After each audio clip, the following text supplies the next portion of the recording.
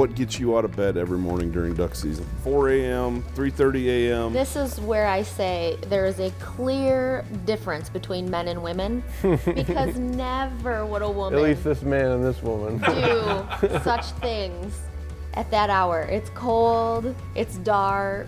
For all of you hunters out there, there's not much explanation needed. I mean, there's just an instinctual drive to hunt. But when we're talking guiding, it's different.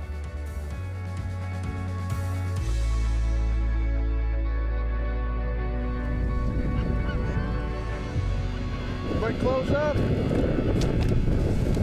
Oh, they're working. Here we go.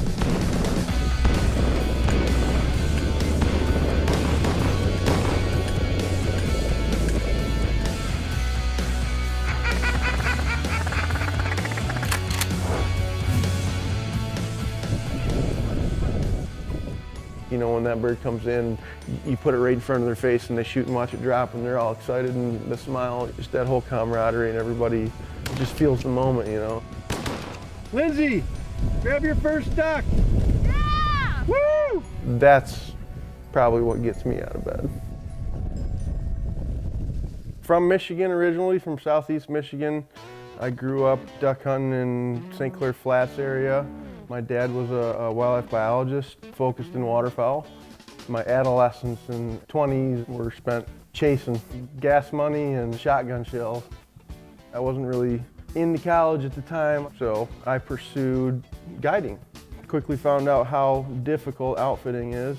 Went to college, got my degree in wildlife management. I actually took a job for the Wyoming Game and Fish Department as a seasonal technician, which is what took me out to Wyoming. I was pretty bummed out, big waterfowler from Michigan, thinking, shoot, I'm moving to the cowboy state. There's no ducks and geese out there, you know? Oh man, was I wrong. I moved out and I was just like blown away. It's like in heaven. Go.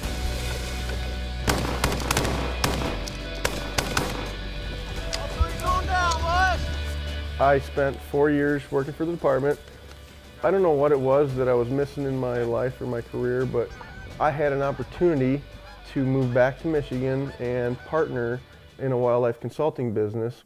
Our season was basically April through October. November through March, wide open for me as a new entrepreneur to figure out what to do with.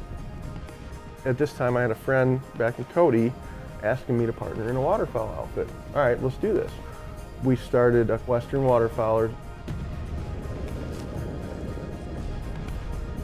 And it's not one of those things where you just decide that's what you're gonna do. It took years of knowing that I could do that and building the relationships with, you know, the landowners and figuring out where to go and how to do it.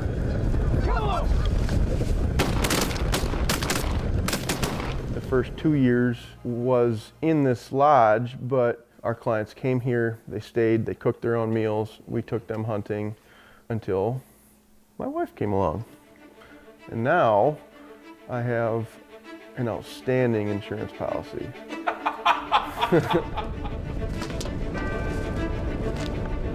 They're out there shivering in the cold and I'm in here sweating in the kitchen.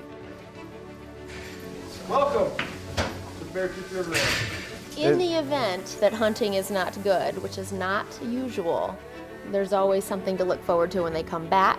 Lots of good home-cooked food, fresh baked goods. Nick's wife's pretty amazing. We want them to have a really good experience, both in the field and in the lodge.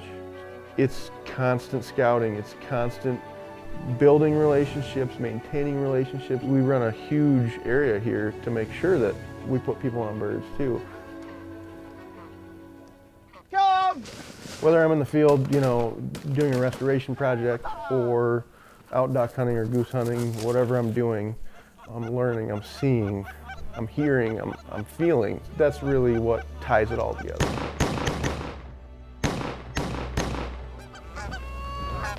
The best thing about doing both and doing this business in particular is the relationships. We meet a lot of amazing people and they become a little bit like family. Yep. Well done, boys. That's it, I think. right, fellas, let's line up and get a pick before we get snowed on too much.